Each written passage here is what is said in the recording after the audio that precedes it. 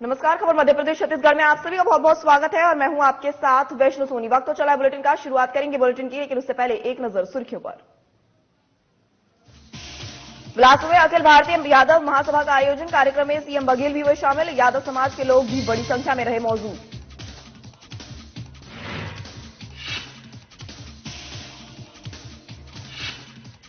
बिलासपुर में सीएम बघेल ने साधा बीजेपी पर निशाना, आरक्षण के कई मुद्दों पर बीजेपी को घेरा, कहा बीजेपी कर रही छत्तीसगढ़ के साथ खिलवाड़।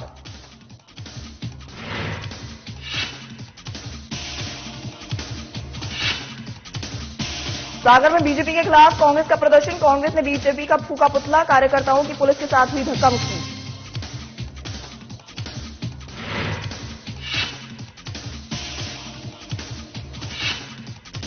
धमतरी में पुस्तक मातृ देवो भव का किया गया विमोचन, कई साहित्यकारों का किया गया सम्मानित, मौके पर तमाम वरिष्ठ लोग रहे मौजूद।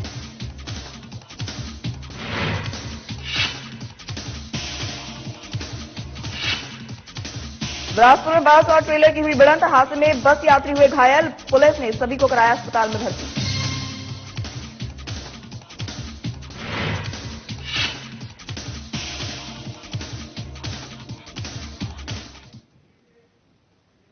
वही अब शुरुआत करते हैं बुलेटिन की। बिलासपुर में अखिल भारतीय यादव महासभा के कार्यक्रम का आयोजन किया गया, जिसमें छत्तीसगढ़ के मुख्यमंत्री भूपेश बघेल शामिल हुए। वहीं इस कार्यक्रम में अन्य प्रांत के यादव समाज के बंधु बड़ी संख्या में शामिल हुए। आपको बता दें कि सभा में प्रमुख रूप से सेना में अहिर रेजिमेंट की मांग की गई, जिसका समर्थन सीएम भूपेश बघेल, विधायक राम कुमार यादव, विधायक द्वारकाधीश यादव ने भी किया। इस कार्यक्रम में अन्य जिलों और प्रांतों के हजारों की संख्या में यादव बंधु शामिल हुए।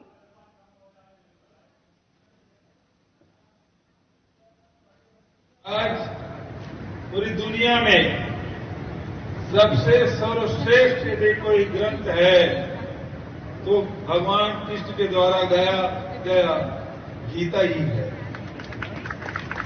उसके मुकाबले में कोई ग्रंथ टिकता नहीं। ये सर्वश्रेष्ठ ग्रंथ पूरी दुनिया में। और भगवान कृष्ण ने गौ पालन को प्राथमिकता दी। वह युग था जब कृषि और पशुपालन दोनों का महत्व। वहीं बिलासपुर में सीएम भूपेश बघेल ने कहा कि जिस प्रकार से आरक्षण के मामले में केंद्र की बीजेपी सरकार छत्तीसगढ़ की जनता के साथ खिलवाड़ कर रही है, वह कभी नहीं भुलाया जा सकेगा।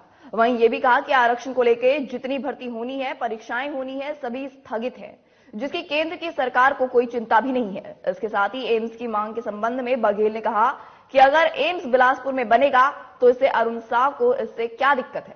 बता दें कि इस दौरान पार्टी के तमाम बड़े नेता भी मौजूद रहे।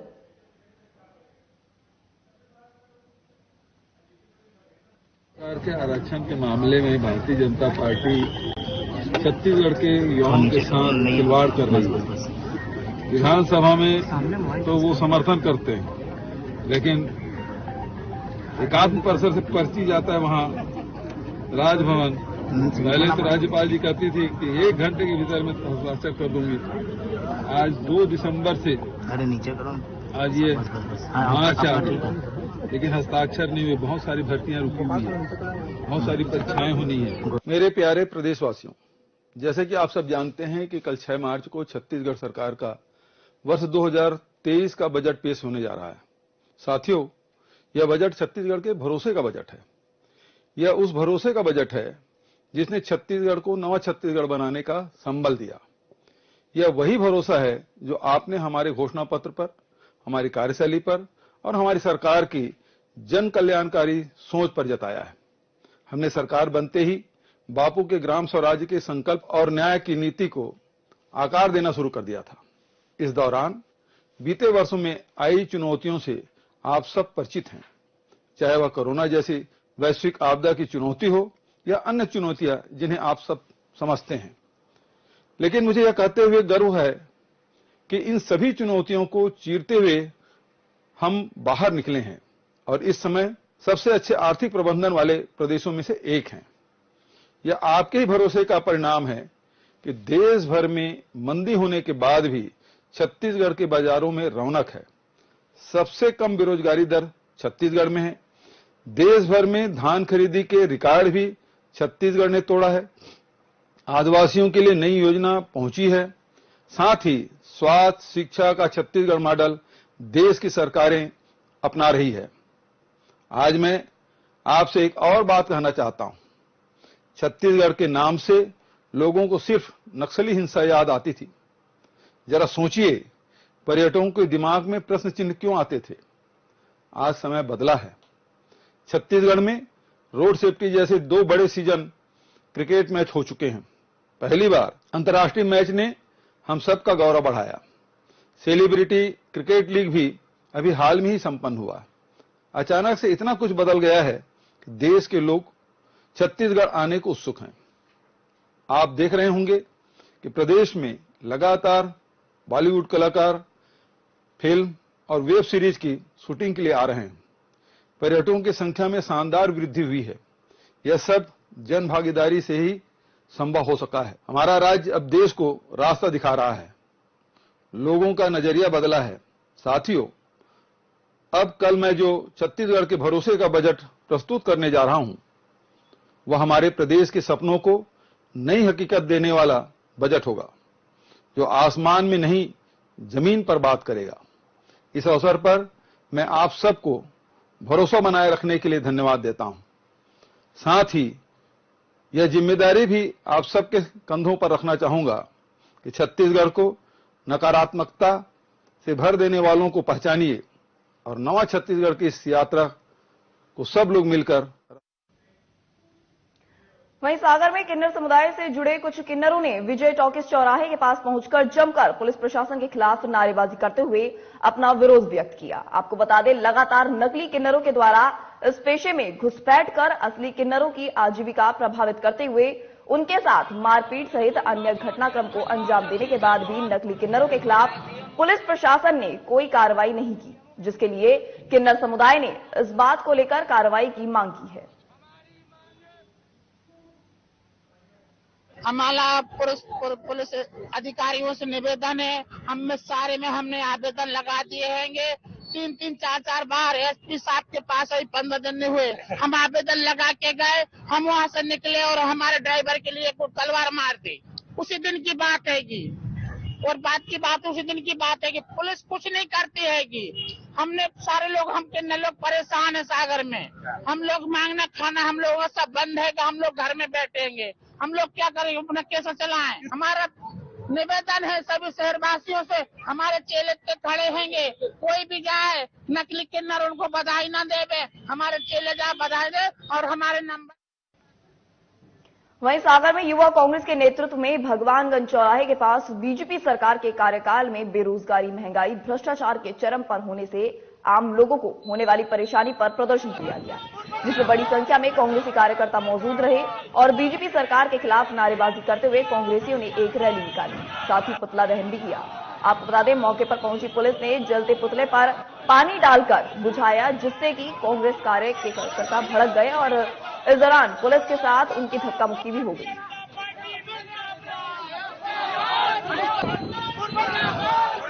आज युवा कांग्रेस के तत्वाधान में वरिष्ठ कांग्रेस सेवा दल एनएसआई के साथ में आज पूरे समूचे मध्य प्रदेश में बढ़ती हुई बेरोजगारी, महंगाई, भ्रष्टाचार चरम सीमा पे हो चुके हैं। आज युवा कांग्रेस ने इन तीनों का पुतला दहन किया है और ये बताना चाहा है कि पूरे समूचे मध्य प्रदेश में बेरोजगारी और महंगाई चरम सीमा पे पार कर चुकी है और जहां पे आम आदमी परेशान है, आत्महत्या को मजबूर होता जा रहा है, कई किसान आत्महत्या कर चुके हैं। आज उसी का हमने पुतला दहन किया है और सरकार को चेताया है।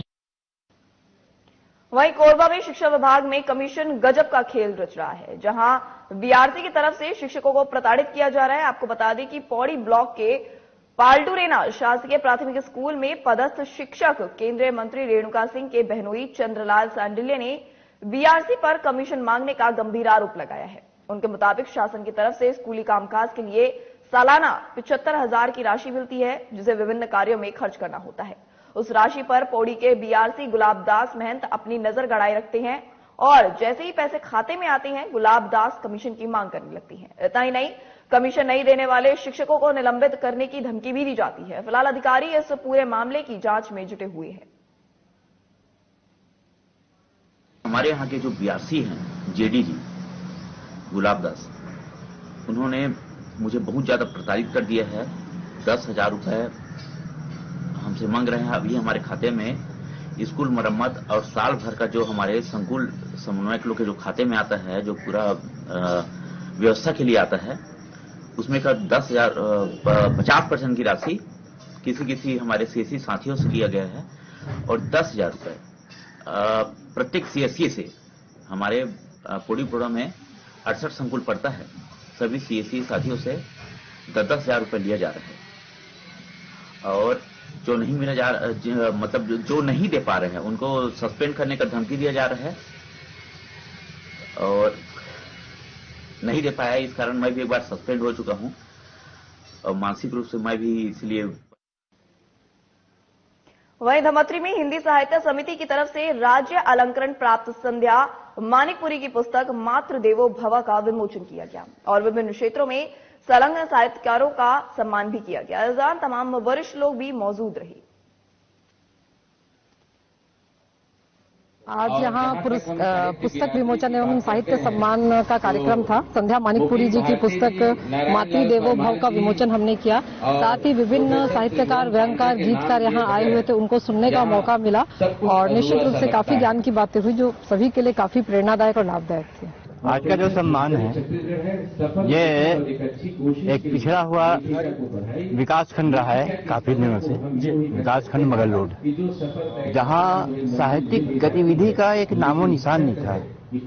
वहाँ मैं पिछले 75 साल से, उम्र 75 साल भी है, लेकिन मैं साहित्यिक गतिविधि को, सांस्कृतिक गतिविधि को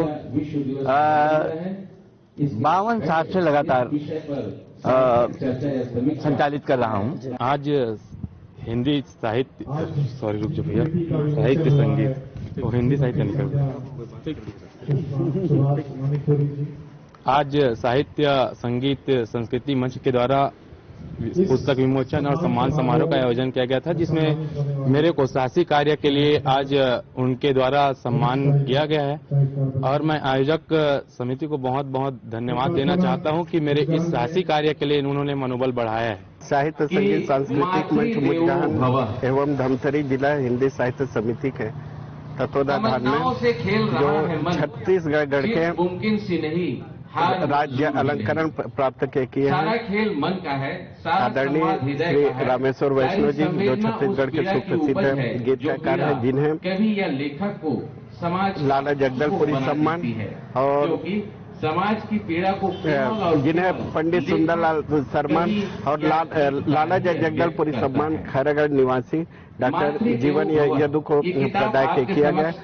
बुक में मातृदेवो भव जो किताब है उसमें मेरा एक छोटा सा ये प्रयास है कि मैं गांव से जुड़ी हुई हूँ, ग्रामीण महिलाओं से प्रतिदिन मेरा मिलना होता है और कई प्रकार से अत्याचार के साथ साथ उनको आगे बढ़ाने के लिए प्रेरित करना और आर्थिक रूप से वित्तीय रूप से जैसे और अपने अधिकार के लिए लड़ने के बारे में मैं उसमें कुछ जानकारी। वहीं धमतरी में भारत को G20 समिट की मेजबानी मिलने और मिलेट अनाज को मेन कोर्स में शामिल करने के उद्देश्य को लेकर नेहरू युवा केंद्र ने युवा संसद का आयोजन किया, जिसमें मॉक पार्लियामेंट बनाई गई और युवाओं को विभिन्न पदों का पदभार देकर उनसे उनके विचार जाने गए। वहीं युवाओं ने यहां खुलकर अपनी बात भी रखी। इस अवसर पर स्थानीय विधायक रंजना साहू समेत कई वरिष्ठ लोग मौजूद रहे।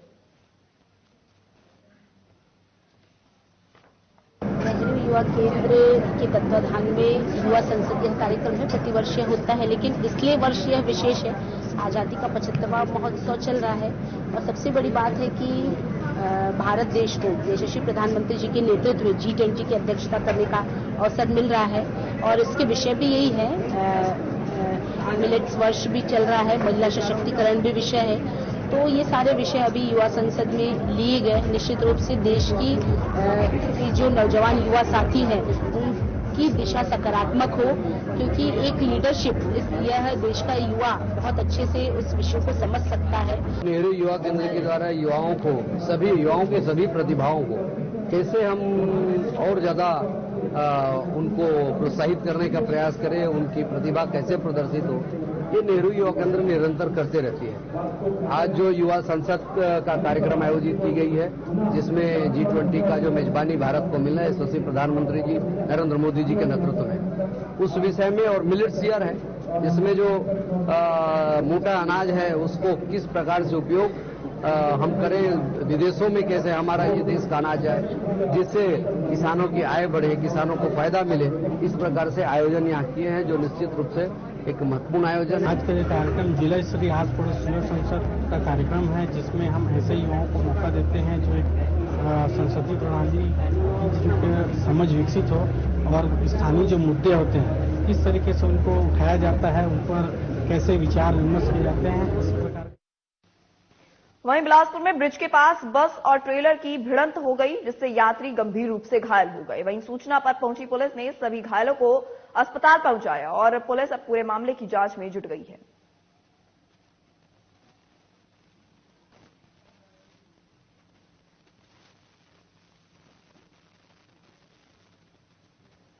खबर कोटा से है, जहां ग्राम अमाली के शुभ कॉर्पोरेशन कोल डिपो में कोयला का डस्ट खाली कर रहे ट्रेलर में ऊपर से गुजरी हाईटेंशन तार के संपर्क में आने से ट्रेलर में आग लग गई और उससे सवार चालक राजेंद्र श्याम की मौके पर ही मौत भी हो गई। वहीं इस पूरे मामले में पुलिस जांच पड़ताल में जुटी हुई है।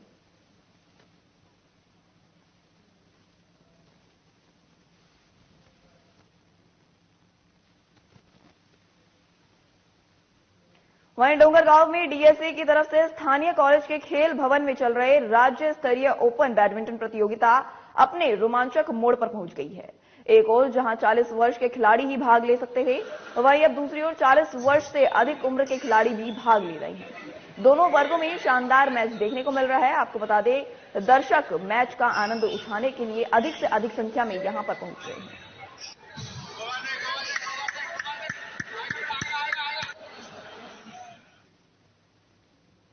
खबर बिलासपुर से है, जहां इंदौर विमान सेवा को 5 महीने में ही ग्रहण लग गया। 26 मार्च को फ्लाइट की बुकिंग बंद कर दी गई है। वहीं समर शेड्यूल में बिलासपुर इंदौर फ्लाइट को शामिल नहीं किया गया है। आपको बता दें, 5 महीने पहले ही बिलासपुर भोपाल विमान सेवा को बंद करने के बाद बिलासपुर इंदौर फ्लाइट की सौगात दी गई थी। इधर 5 महीने में ही बिलासपुर इंदौर फ्लाइट को भी बंद करने से लोगों में बड़ी नाराजगी देखी जा सकती है। सांसद जी खुद 2019 से सांसद हैं, उनके कार्यकाल की उपलब्धि के रूप में वो खुद बताते हैं। और वहां पर अभी 4-5 महीने पहले बहुत ही बड़े फंक्शन में सिंधिया जी ने महाकाल और महामाया को जोड़ने वाली फ्लाइट चालू की थी और आज बंद हो रही है। 5 महीने में कौन सी फ्लाइट का आप रिकॉर्ड निकाल के ऐसे बंद करोगे, तो मजाक हो रहा है। तो इसका अनुरोध करने हम आए हैं और आज हमारी किस्मत अच्छी है कि बिलासपुर के सांसद हैं, इनका प्रदेश अध्यक्ष बन गए हैं भाजपा के, सीधे अमित शाह जी से, मोदी जी से, सिंधिया जी से बात कर सकते हैं। ये हमारा सौभाग्य है। तो इसलिए हम कह रहे हैं कि अरुण साहु जी का पद और कद दोनों बढ़ गए हैं। अब वो बिलासपुर एयरपोर्ट के लिए भी अड़े। भद्दा मजाक छत्तीसगढ़ के बेरोजगारों के साथ किया है, जो नियम बनाया है उस पे 4 साल तक तो सोते रहे, कान पे जू नहीं रहेंगी। जब हमने आंदोलन किया, प्रदर्शन किया, घेराव किया, तब आपने 26 जनवरी को घोषणा की कि 1 अप्रैल से देंगे। और जो नियम है, उस परिवार में कोई निजी या सरकारी नौकरी में ना हो, मतलब खानदानी जो बेरोजगार होगा उसको बेरोजगारी भत्ता देने की बात। कितना भद्दा मजाक छत्तीसगढ़ के नौजवानों के साथ इस भूपेश बघेल की सरकार ने किया है। तो ये मजाक बंद करना, छत्तीसगढ़ के लोगों को ठगना बंद करें और वही काम प्रधानमंत्री आवास में भी ये करने की कोशिश कर रहे हैं। खबर बेमेतरा से है, जहां युवक की हत्या करने वाले 3 युवकों को अदालत ने आजीवन कारावास की सजा सुनाई है। आपको बता दें, 11 मार्च 2022 की रात को तीनों युवकों ने एक युवक की बेरहमी से हत्या कर दी थी। वहीं पुलिस इस मामले पर तीनों को गिरफ्तार कर चुकी है और अदालत के सामने आज पेश भी किया, जिसके बाद अब इन आरोपियों को अपराध की सजा भी मिली है।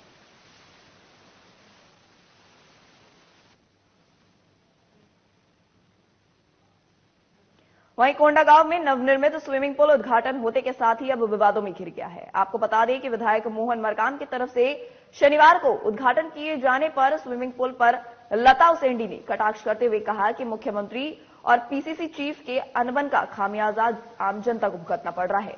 जब 2.5 करोड़ की लागत से निर्मित स्विमिंग पूल पूर्ण हुआ ही नहीं था, तो ऐसे में आनन फानन में उद्घाटन करना विधायक मोहन मरकाम को शोभा नहीं देता। जो स्विमिंग पूल का उद्घाटन मोहन मरकाम जी के द्वारा किया गया है, इसकी जानकारी मुख्य नगर पालिका अधिकारी या कोई इनविटेशन कार्ड छपता है, ऐसा कुछ तो आयोजन नहीं था। और जबकि मुझे ज्ञात है कि 2 तारीख को संभवतः मुख्य नगर पालिका अधिकारी के द्वारा स्विमिंग पूल निर्माण कार्य जो है वो अधूरा होने के नाते उसे नोटिस भेजा गया था ठेकेदार को कि इसका अभी लोकार्पण नहीं कराया जाएगा। किंतु पीसीसी चीफ मोहन मरकाम जी आनन फानन में आज स्विमिंग पूल का उद्घाटन कर चुके हैं, जिसमें ना ही उनके पार्टी की नगर पालिका अध्यक्ष और ना ही कोई पार्षद को यह सूचना दिया गया और ना ही वे पहुंचे। तो इससे सीधा सीधा जाहिर है कि प्रशासन के द्वारा स्विमिंग पूल अभी कम निर्माण होने की वजह से उसका उद्घाटन नहीं होना था। और मोहन मरकाम जी अभी विगत 6 महीना में चुनाव है, तो आनंद फानन में श्रेय लेने के चक्कर में वे स्विमिंग पूल का उद्घाटन किए हैं। काफी विलंब से ये कार्य हो रहा है और ये 11-12 का कार्य है, और जिस स्थिति में आज भी वो काम है, निश्चित तौर पे हम देख रहे हैं कि जनता काफी लंबे समय से इंतजार कर रही थी, लेकिन आज तक वो पूर्ण नहीं हुआ है। और जिस आनंद फानन के साथ श्रेय लेने के लिए माननीय विधायक जी विधानसभा का सत्र से लौटकर आज उन्होंने उद्घाटन किया है, जिसमें शासन प्रशासन उनके साथ नहीं है, यहाँ तक उनके पार्षद अध्यक्ष उनके साथ नहीं है, और वो उन कार्यों को अपूर्ण बताया जा रहा है। मुझे लगता है कि किस श्रेय लेने के लिए किस तरह का कार्य माननीय मोहन मरकाम जी कर रहे हैं, ये स्पष्ट दिखाई पड़ रहा है कि कहीं ना कहीं मुख्यमंत्री भूपेश बघेल जी के साथ इनकी जो आंतरिक टकराहटें हैं वो कोंडागांव के इस भूमि पूजन कार्यक्रम में देखने को, लोकार्पण के कार्यक्रम में देखने को मिल रहा है, जो स्पष्ट दिखाई पड़। खबर बस्तर से है, जहां बेसिक पुलिसिंग के अंतर्गत शांति व्यवस्था के लिए लगातार कार्रवाई कर अपराध को नियंत्रित किया जा रहा है।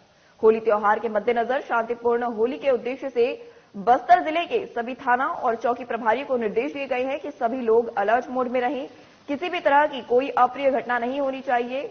इसके साथ ही जितने भी फरार अपराधी हैं उनकी तलाश में भी पुलिस प्रशासन जुटा हुआ है।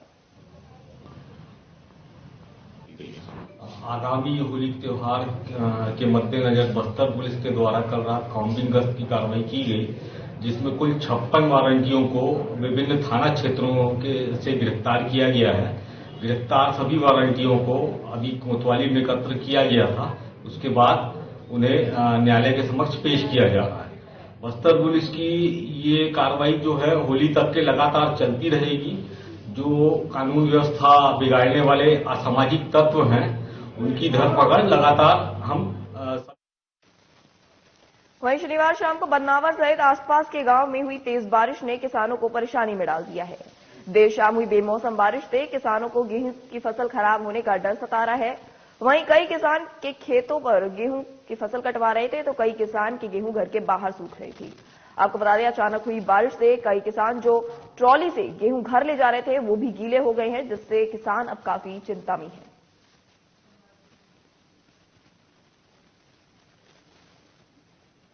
उमरिया जिले के उद्यानिकी और खाद्य प्रसंस्करण विभाग ने 1 दिवसीय प्रशिक्षण और सह भ्रमण कार्यक्रम का आयोजन किया, जिसमें किसानों को प्रशिक्षित किया गया।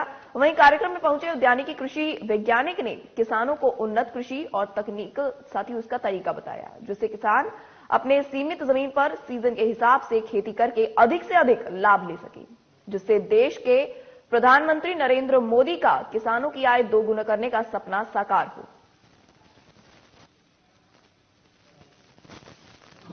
आज उमरिया जिला उद्यानिकी विभाग के सौजन्य से उमरिया जिले के तीनों विकास खंडों के किसानों का प्रशिक्षण 1 दिवसीय प्रशिक्षण यहां संपन्न हो रहा है।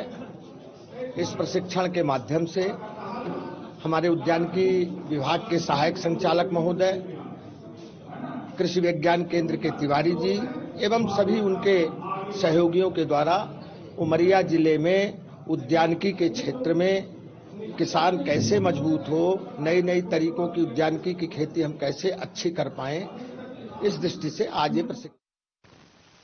मध्य प्रदेश छत्तीसगढ़ की खबरों में फिलहाल इतना ही। मुझे दीजिए इजाजत। नमस्कार।